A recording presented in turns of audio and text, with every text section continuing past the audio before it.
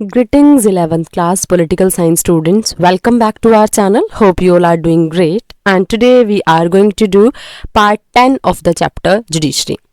I hope till now it is completely clear to all of you. Last part you have seen in which we have discussed basically the legislature and the parliament, controversy between these two organs of the government, and I hope that is completely clear to all of you.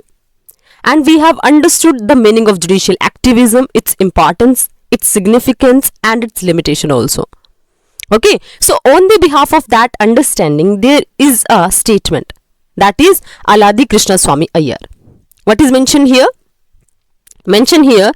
While there can be no true opinion on the need for the maintenance of judicial independence, it is also necessary to keep in view one important principles. मतलब इसमें कोई दो राय नहीं हो सकती कि हमें judicial independence को मेंटेन करके रखना है, राइट?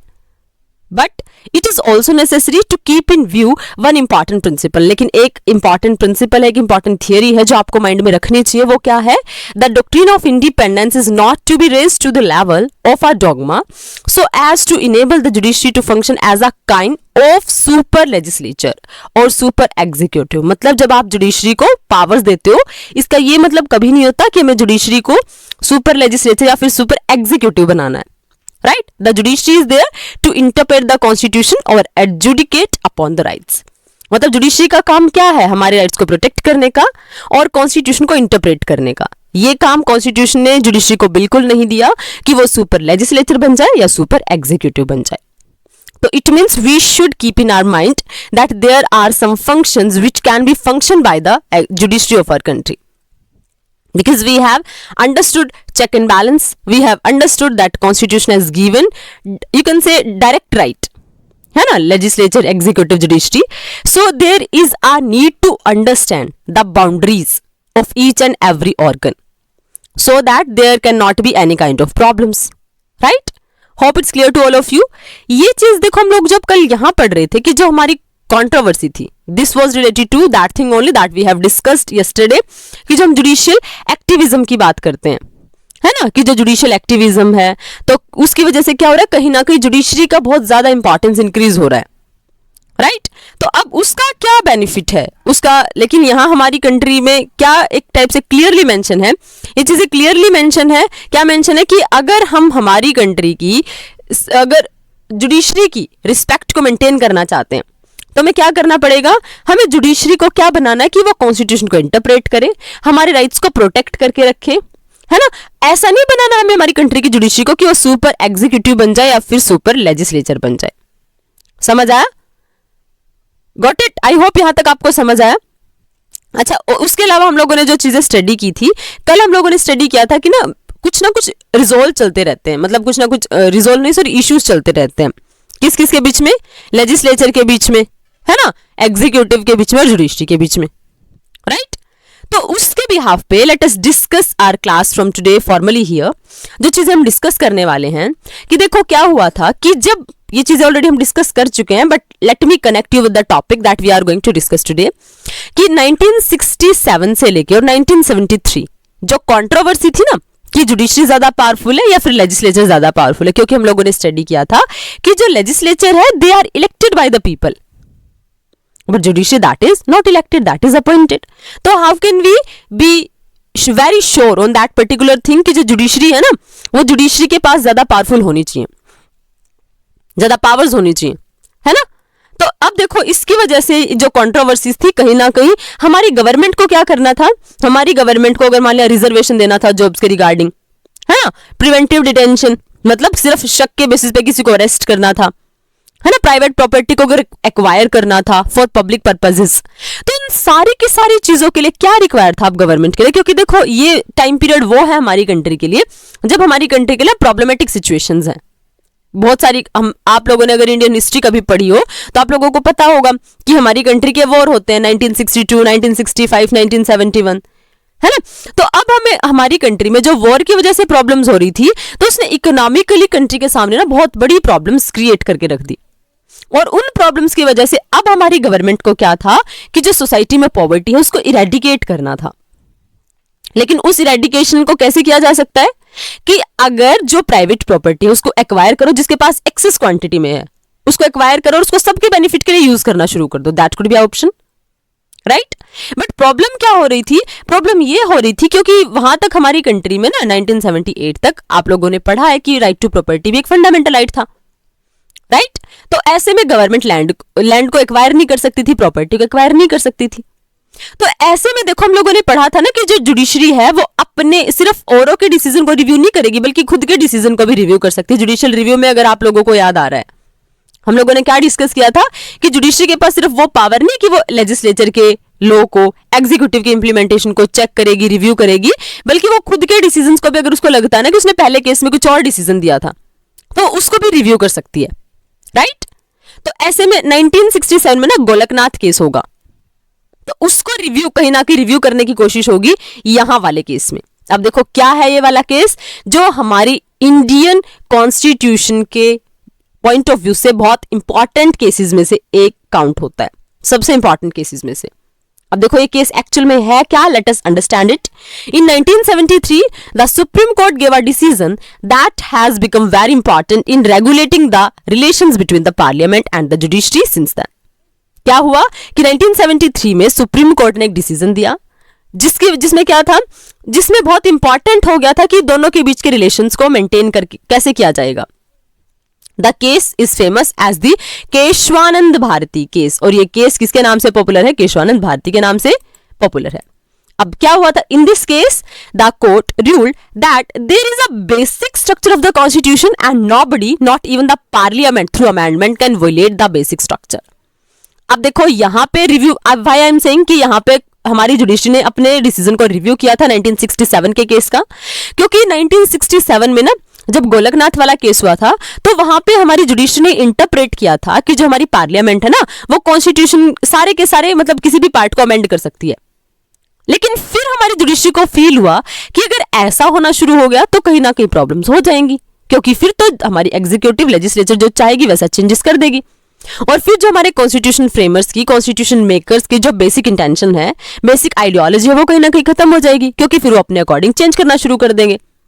इसीलिए अब उन्होंने अपने आइडियाज को, अपने डिसीजंस को रिव्यू किया और क्या बताया कि हमारे कॉन्स्टिट्यूशन का एक बेसिक स्ट्रक्चर है। बेसिक स्ट्रक्चर मतलब कि हमारा कॉन्स्टिट्यूशन ऐसा है, ये ऐसे गोल्स है, इसमें ऐसे टारगेट्स हैं, उसको कंसीडर कर दिया गया एक टाइप से। हालांकि बेसिक स्ट्रक्चर को आज तक डिफाइन नहीं किया गया कि क्या है वो basic structure, but even then हम ये मान के चलते कि जो हमारे कॉन्स्टिट्यूशन की कोर वैल्यूज हैं कहीं ना कहीं वो क्या है, हमारे कॉन्स्टिट्यूशन का बेसिक स्ट्रक्चर है। और क्या जजमेंट दी केशवानंद भारती केस में कि हमारे कॉन्स्टिट्यूशन में एक बेसिक स्ट्रक्चर है और कोई भी, nobody, not even the parliament, वो अमेंडमेंट के थ्रू इसको वोलेट नहीं कर सकती।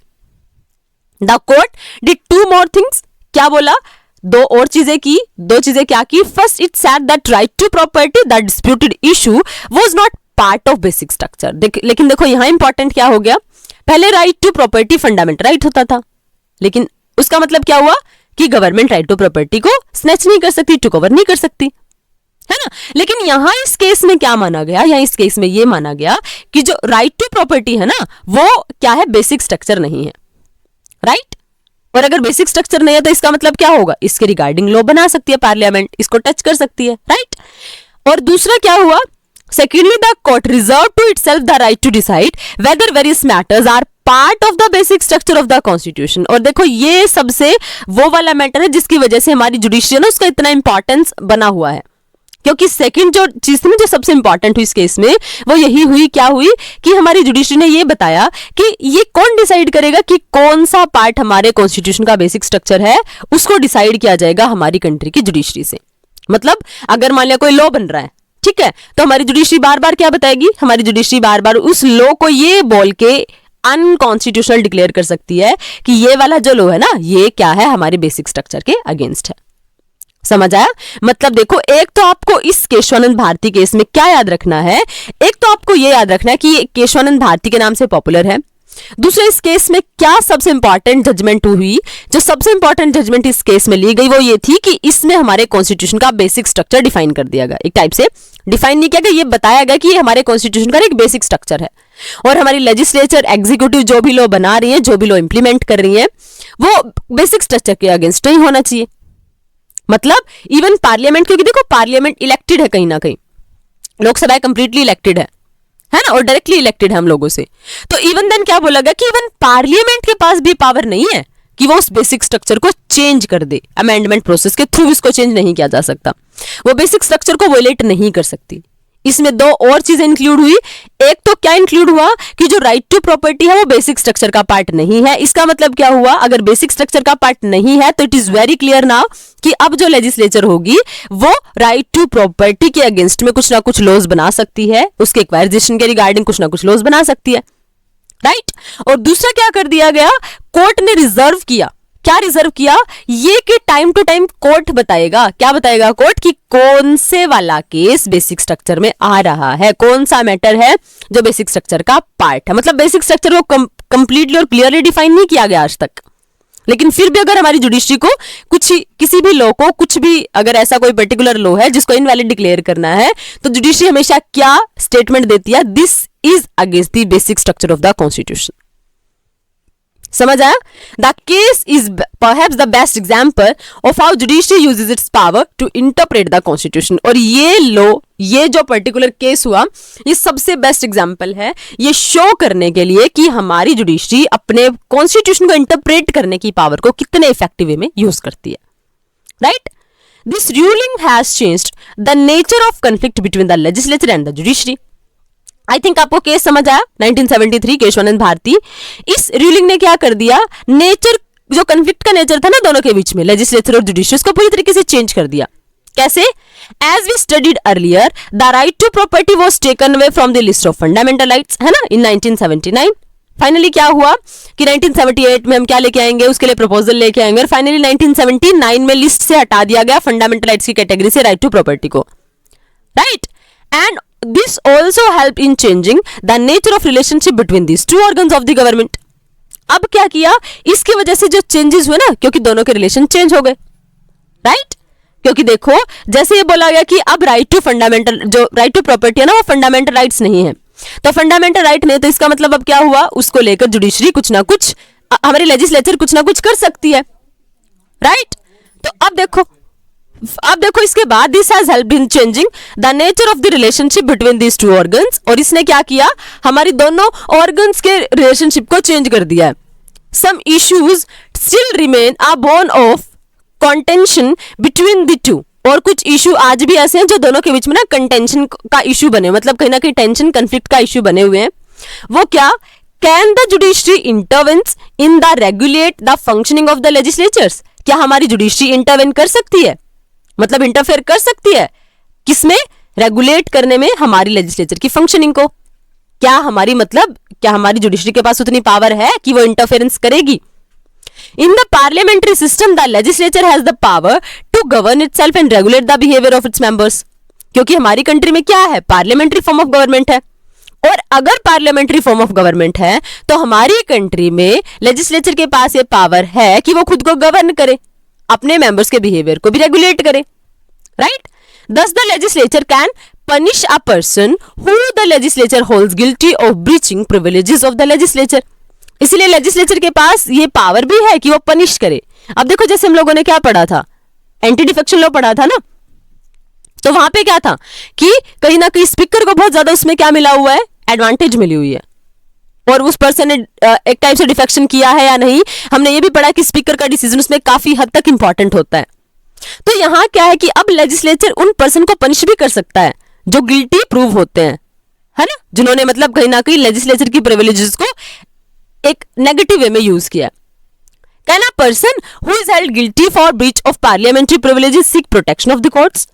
अब देखो, अब क्वेश्चन ये है कि अब देखो, लेजिस्लेचर ने तो उस पर्सन को बोल दिया कि इस पर्सन ने ना कुछ क्राइम किया है, फॉर दैट ही और शी इज गिल्टी। लेकिन अब क्वेश्चन ये है कि क्या जब लेजिस्लेचर ने किसी पर्सन को गिल्टी प्रूव किया है, गिल्टी बताया है, तो क्या उस पर्सन के पास ये प्रिविलेज है, क्या वो पर्सन जा सकता है कोर्ट में अपने राइट्स के प्रोटेक्शन के लिए, right. Can a member of the legislature against whom the legislature has taken disciplinary action get protection from the court? क्योंकि देखो, दोनों के रिलेशन में कुछ ना कुछ कॉन्ट्राडिक्टरी ही है, क्योंकि लेजिस्लेचर का काम लॉ बनाना है, डिसिप्लिन मेंटेन करवाना है, राइट। लेकिन अगर मान ले किसी पर्सन को उसी के रिगार्डिंग, उस डिसिप्लिन के रिगार्डिंग, उन्हीं एक्शंस के रिगार्डिंग अगर लेजिस्लेचर ने क्या बोला है कि this person has done something wrong, This person has done something that kind of task which is not considered as disciplinary task, है ना, अगेंस्ट द डिसिप्लिन ही और शी हैज डन समथिंग. तो क्या ऐसे में कोर्ट का क्या रोल होगा? क्या उस पर्सन के पास अथॉरिटी होती है कि वो कोर्ट की प्रोटेक्शन ले सकता है? Right, these issues. अब देखो कहीं ना कहीं कंफ्लिक्ट हो गया ना.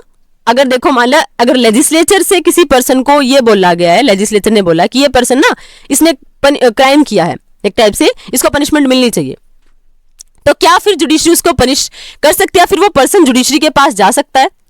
तो अब कहीं ना ये कुछ ऐसे इशू हैं जो कहीं ना कहीं प्रॉब्लम क्रिएट करते हैं.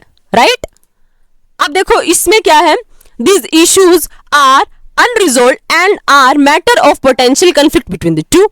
अब ये ऐसे इशू हैं जो अनरिजोल्व्ड है, राइट, और दोनों के बीच में कॉन्फ्लिक्ट को कहीं ना कहीं अराइज करते हैं. ओके, तो similarly the constitution provides that the conduct of जजेस can not be discussed in the parliament. इसीलिए हमारी कंट्री में जो जुडिशरी की इंडिपेंडेंस हम लोगों ने पढ़ी थी ना, वो बहुत ज्यादा इंपॉर्टेंट है. क्यों इंपॉर्टेंट है? क्योंकि जो जजेस ने जो भी वर्डिक्ट दिया ना, जजेस ने जो भी कुछ बोला है, उसको पार्लियामेंट में डिस्कस नहीं किया जा सकता. क्यों नहीं किया जा सकता? क्योंकि अगर उसके ऊपर डिस्कशंस होंगे, डिबेट्स होंगी, तो फिर हमारी जुडिशरी की इंडिपेंडेंस मेंटेन ही नहीं होगी. Right, there have been some several instances where the parliament and state legislatures have cast aspersions on the functioning of the judiciary. कई बार ऐसा होता है कि कहीं ना कहीं क्या होता है, हमारी लेजिस्लेचर भी, हमारी स्टेट लेजिस्लेचर भी, पार्लियामेंट भी, वो कहीं ना कहीं ये बोलती कि भाई ना जो जुडिशरी की फंक्शनिंग है वो एप्रोप्रिएट नहीं है, क्योंकि वो क्या करती है, कहीं ना कहीं उनके अगेंस्ट है. राइट, तो अब देखो क्या है उसके बाद. Similarly, the judiciary too has criticized the legislature and issues instructions to the legislature about the conduct of legislative business. देखो कहीं ना कहीं अब जो हम लोगों ने सिस्टम इंट्रोड्यूस करवा दिया ना कि देखो ऑल तो हम लोगों ने क्या किया, वर्क एंड फंक्शनिंग को डिवाइड कर दिया. राइट, बट इवन देन क्या हुआ, इवन देन प्रॉब्लम्स है. प्रॉब्लम्स क्या है? प्रॉब्लम्स ये है कि अब लेजिस्लेचर को तो लगता है कि जुडिशरी उसके एरिया में इंटरफेयर कर रही है, और जब जुडिशरी के एरियाज पर अगर मान लिया जुडिशरी की वजह से कहीं ना कहीं अगर लेजिस्लेचर को प्रॉब्लम फील होती है ना, तो लेजिस्लेचर फिर क्या बोलती है कि जुडिशरी उसके एरिया में कंप्लीटली इंटरफेयर कर रही है. राइट, लेकिन फिर जुडिशरी क्या बोलती है कि जुडिशरी वो काम कर रही है, लेजिस्लेचर वो काम कर रही है जो कि जुडिशरी का है. क्योंकि किसी पर्सन को क्रिमिनल डिक्लेयर करना, उसने कोई ऐसा वर्क किया है जो डिसिप्लिन के अगेंस्ट है, तो ये सारी चीजें, ये सारे टास्क बताना किसका काम है? हमारी सुप्रीम कोर्ट का, मतलब हमारी जुडिशरी का. राइट, तो मतलब क्या है, ऐसे में अगर हम ऐसा सिस्टम देखते हैं तो इस सिस्टम की वजह से कहीं ना कहीं क्या हो रहा है, यहां कंफ्लिक्ट हमेशा अराइज होते हैं. राइट, और यही हम कंफ्लिक्ट आज तक भी देख पा रहे हैं.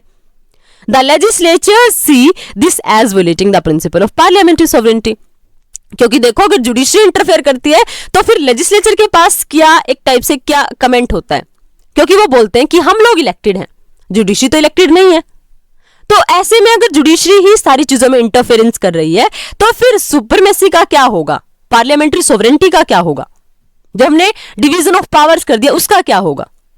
तो मतलब कहीं ना कहीं टसल चलता रहता है ना. These issues indicate how delicate the balance between the two organ of the government is and how important is it for each organ of the government in a democracy to respect the authority of the others. यही issue आपको क्या बताते हैं, यही issue में ये बताते हैं कि कैसा बैलेंस होना चाहिए हमारी कंट्री में, कैसा सिस्टम होना चाहिए, कैसे डिवीजन होना चाहिए पावर का. क्योंकि अगर डिवीजन नहीं होगा, और देखो अगर डिवीजन नहीं है तो यही कंफ्लिक्ट होंगे. ऑल्दो हमने बड़ा क्लियरली डिवीजन किया है, बट इवन देन जो हमने पावर जुडिशियल रिव्यू पढ़ा, जुडिशियल एक्टिविज्म पढ़ा, कहीं ना कहीं उन चीजों की वजह से ना हमारी क्या लग रहा है, हमारी लेजिस्लेचर को लग रहा है कि जुडिशरी उसके एरियाज में इंटरफेयर कर रही है.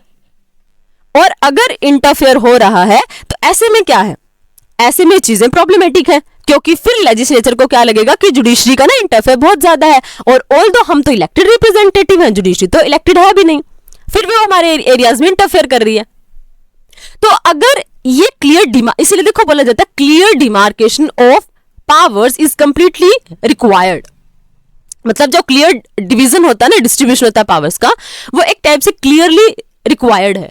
और वो इसीलिए रिक्वायर्ड है क्योंकि अगर देखो क्लियरली पावर डिवाइड नहीं होंगी ना, तो आपको ये पता ही नहीं चलेगा कि आपको दूसरे के राइट्स के बारे में भी रिस्पेक्ट करना है. फिर आप क्या सोचोगे कि ये तो मेरी अथॉरिटी है. मान लो जुडिशरी को क्या लगेगा कि वो किसी भी एरिया में इंटरफेयर कर सकती है. लेजिस्लेचर हमेशा क्या सोचेगी कि मेरे बनाए हुए लॉ को क्यों चेक कर रही है, जब मेरे को तो लोगों ने इलेक्ट किया है तो मेरे डिसीजन तो सुप्रीम होने चाहिए, क्योंकि मैं डेमोक्रेसी को एक्चुअल में रिप्रेजेंट करता हूं। तो लेजिस्लेचर के माइंड में यही होना चाहिए ना, समझ आया। लेकिन जुडिशरी के माइंड में क्या होना चाहिए, क्योंकि मेरे पास क्या पावर है, मेरे पास तो कॉन्स्टिट्यूशन को इंटरप्रेट करने की पावर है, तो मेरे को हमेशा वो चेक करना है जो लेजिस्लेचर ने बना दिया, एग्जीक्यूटिव ने इंप्लीमेंट कर दिया। और अगर मैं ऐसा प्रॉपरली चेक करूं तो क्या होगा, कुछ ना कुछ प्रॉब्लम्स भी होंगी, तो मेरे को बार बार एक टाइप से क्या करना पड़ेगा, उनको चेताना पड़ेगा, नहीं ये गलत है, ये गलत है, ये सही नहीं हो रहा, ये कॉन्स्टिट्यूशन की स्पिरिट के अगेंस्ट हो रहा है। तो फिर इसकी वजह से क्या होगा, इसकी वजह से लेजिस्लेचर के माइंड में प्रॉब्लम जनरेट होगी। जो हमारे पीपल हैं, राइट, जो हमारी पार्लियामेंट के मेंबर्स हैं, लेजिस्लेटिव असेंबली के मेंबर्स हैं, उनको लगेगा कि जुडिशरी जानबूझ के हमारे एरियाज में इंटरफेरेंस कर रही है। तो इसीलिए क्या होता है, इसीलिए हमारे यहां क्या होना चाहिए, एक बैलेंस होना चाहिए। और ये इश्यू में क्या बताते हैं, एक प्रॉपर बैलेंस होना चाहिए दो ऑर्गन्स ऑफ द गवर्नमेंट की पावर्स के बीच में।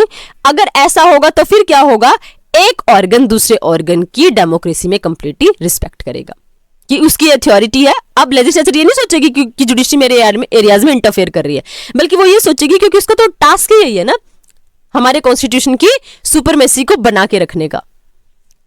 और इसके अलावा जुडिशरी भी क्या सोचेगी, क्योंकि ये लोगों के रिप्रेजेंटेटिव हैं, जुडिशरी भी रिव्यू करेगी, लेकिन कहीं ना कहीं ओवर रीच से बचने की कोशिश करेगी।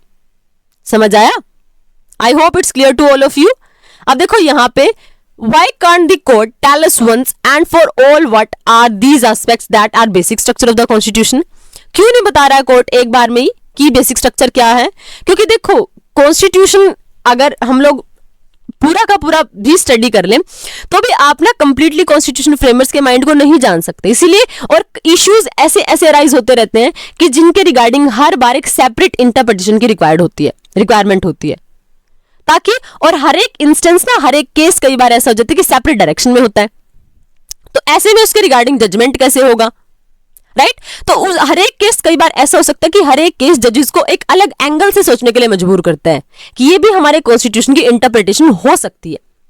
इसीलिए इट्स नॉट पॉसिबल कि एक बार में सारा का सारा बेसिक स्ट्रक्चर बता दिया जाए, क्योंकि हमारे जजेस को पता है, हमारी जुडिशरी को पता है कि अगर इसको इंटरप्रेट किया गया तो हमारे कॉन्स्टिट्यूशन का कोई एक पर्टिकुलर ये वाली वैल्यू जो बची रहेगी।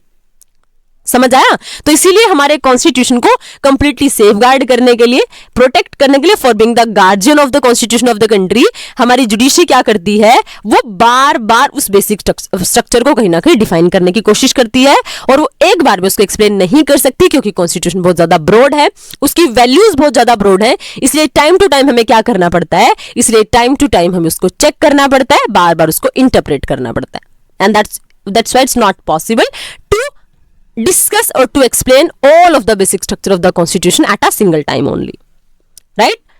समझ आया? आई होप यहां तक आपको कंप्लीटली क्लियर है। अब देखो यहां से अगर आप अपनी प्रोग्रेस को चेक करना चाहते हो तो देखो, the main issues in the conflict between the judiciary and the parliament have been, कौन कौन से इश्यूज हो सकते हैं, अपॉइंटमेंट ऑफ द जजेस, right, salaries and allowances of the judges, scope of parliament power to amend the constitution, interference by the parliament in the functioning of the judiciary। क्योंकि देखो appointment में इनका कोई कंट्रीब्यूशन नहीं होता है, क्योंकि प्रेसिडेंट अपॉइंट करते हैं ना, राइट। और हमने फिर क्या पढ़ा था, कॉलेजियम सिस्टम पढ़ा था।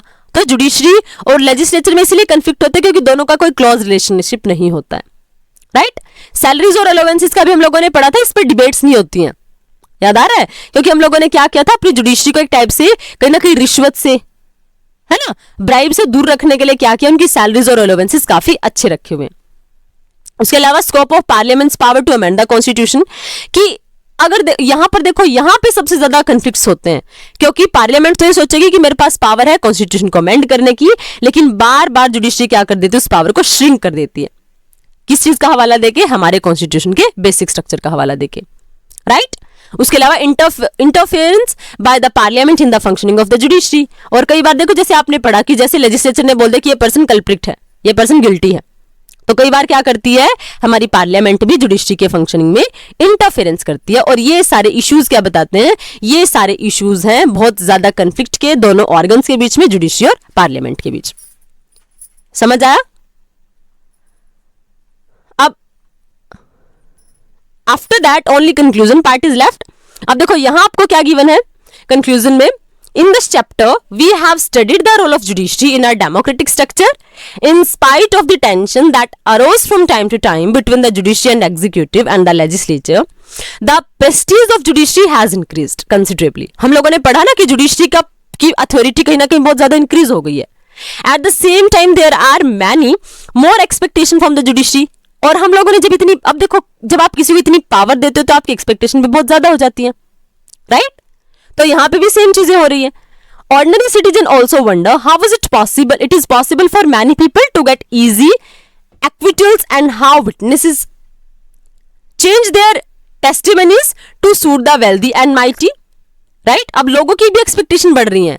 क्यों? क्योंकि अब देखो, वो भी क्या सोचते हैं कि जो वेल्दी पीपल है सिर्फ उनका बेनिफिट नहीं होना चाहिए, हमारी जुडिशरी ऐसी होनी चाहिए कि सबको इंपॉर्टेंस मिले, right?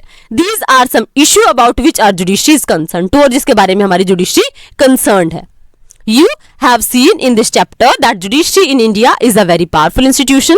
This power has generated much and many hopes from it. Many hopes from it. क्योंकि हमारी जुडिशरी बहुत ज्यादा पावरफुल है और इन पावर्स ने ना लोगों की होप्स को बहुत और भी ज्यादा कहीं ना कहीं इंक्रीज कर दिया है. Judiciary in India is known for its independence, ये हमने पढ़ लिया बड़े अच्छे से. Through various decision the judiciary have given new interpretation to the constitution and protected the rights of the citizens. हमारी जुडिशरी ने काम बड़े अच्छे से किया है.